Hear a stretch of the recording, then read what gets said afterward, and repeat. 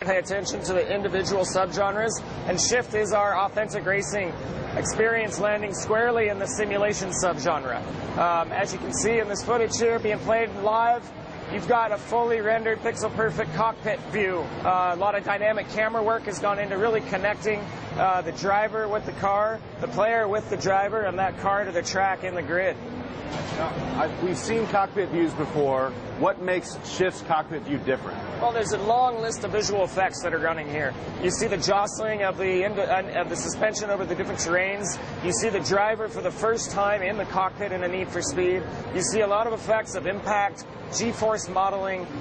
Really, this experience has been crafted to be functional far more than just a feature set checkbox on the back of the package. So, with collaboration with Patrick Soderlund has really led us to craft from a driver's perspective what really works about this view, how the camera's tuned to really be more functional than we've ever seen in any other racing game, and really lend to a new level of challenge. What I like about it the most is the challenge of being behind the windscreen, being in the cockpit, just like in real life racing, and actually dealing with the challenge of being in that position more so than in a chase cam or in a bumper cam. Yeah, and it actually brings up a good point because I would say the majority, you correct me if I'm wrong, but the majority of people who play racing games typically play in the chase cam or the bumper cam, but it seems like you guys really are trying to draw people inside the car. It's absolutely, yeah. I mean, our efforts in game design are to immerse the player in an experience, and in this case, the experience is as a race car driver. Our driver profile is the backbone of our career. We'll talk more about that in a minute. But as a race car driver, the experience behind the wheel is what it's all about. The chase cam has been a requisite of Need for Speed. We've never done an interior this well modeled, so our players have gotten used to arcade racing from behind the car.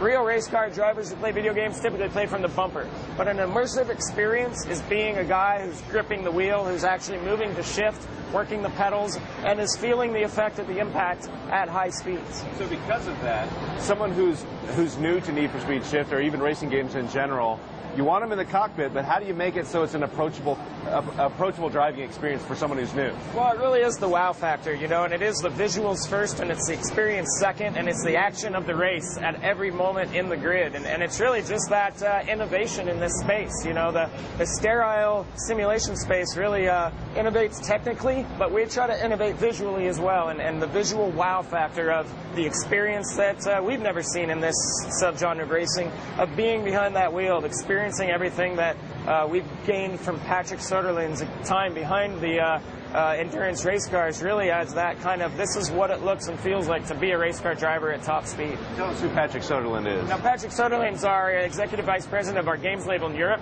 He's one of the DICE co-founders, and in his spare time, he's a professional endurance race car driver in the GT3 class. So he has spent, along with Slightly Mad Studios, who's our developer here on Need for Speed Shift, about the last year and a half crafting the true driver's experience. And the true driver's experience is kind of the top line for all of those effects we've talked about, we've described, we've showed in the trailers of being behind the wheel of these cars, of feeling the punishment of the impacts, of feeling the G-forces with every acceleration, with all the braking, the camera system, and the effect system that play all that stuff up in concert to really create something that I consider far more innovative than we've ever done in Need for Speed.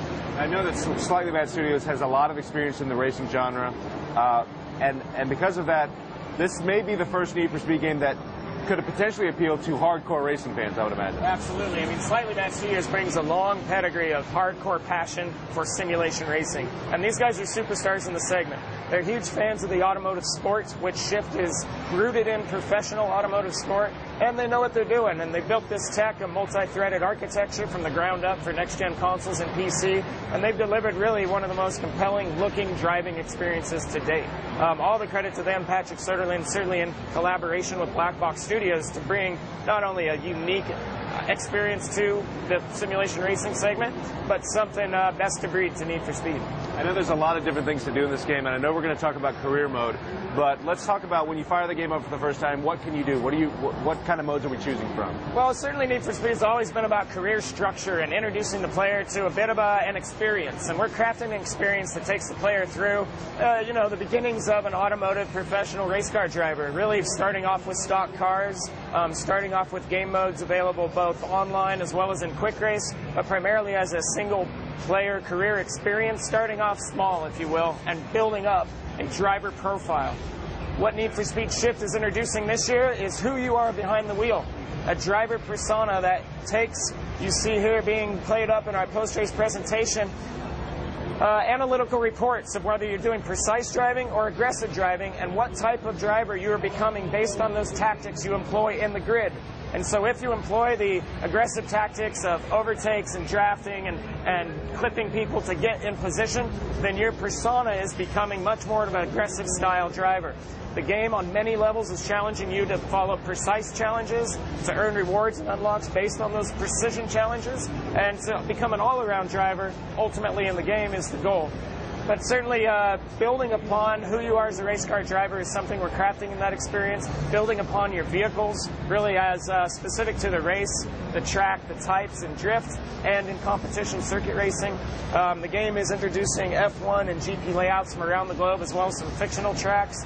A long list of cars, some brand new firsts for Need for Speed, some classic cars we've just announced online as well. So really the experience of being in the automotive industry, building up your persona of being a race car driver, seeing that evolve on many different levels related to your success level, your personality in the race, the badging system that we have, really a nod to our favorite first-person shooter games in a player profile that's progressing whether you're playing online, in the quick race, or in career. It's transparent. No matter which mode of gameplay you're in, your driver profile is progressing. So if you're only an online player, a persona is being created for you based on the experiences you have online, a very unique career path, if you will. Whether you're playing quick race or career, it's all transparent. And so it becomes a very evident way for people to see what the competition looks like, what they've achieved, and who they're playing against. So 2 follow-ups on the career mode. What do you're earning points for finishing a race driving in a particular way. A, what do I get out of that? And if I drive a crappy race, am I punished? Well, it's certainly all about fun and accessibility in Need for Speed. I mean, something we found looking at the simulation segment was it's often a grind.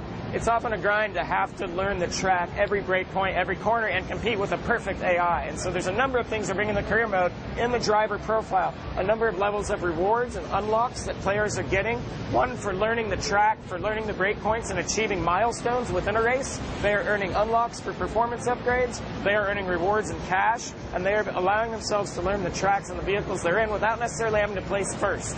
So one of the things in the career mode we're introducing is that certainly at some point you will have to achieve a podium finish, but that doesn't always have to be first. It doesn't always have to be your first time out.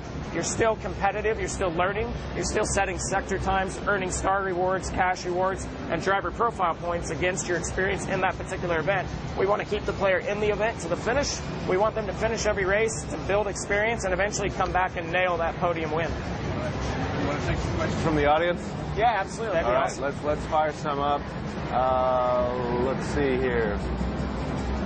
Well, Magnus Muru from Estonia, he's asking about, he's basically asking, are there any supercars? But I guess the wider question is, what kind of cars are in this game?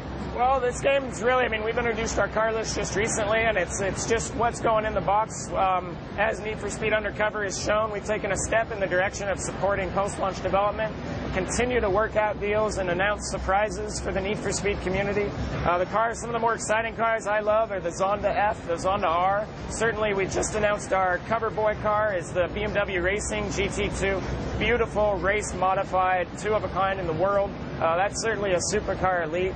Lamborghinis, Porsches, and top-tier classes.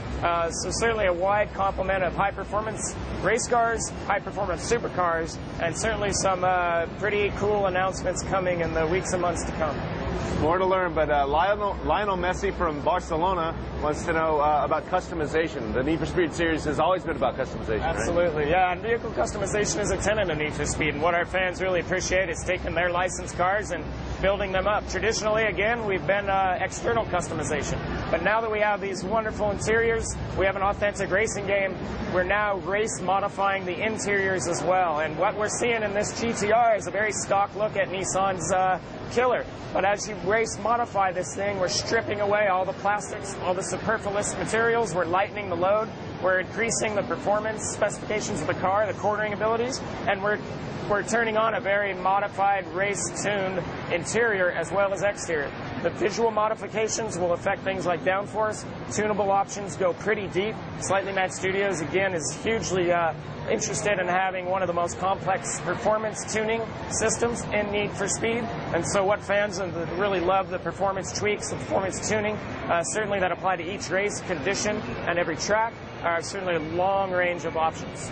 Do you need to know about things like gear ratios and things like that to get your car tuned up? Absolutely not. I mean, something, again, that goes towards the fun factor in Need for Speed is making sure players that just want to upgrade a car have an option too. And so to have performance tiers, those players are going to understand performance tier 1 versus performance tier 4.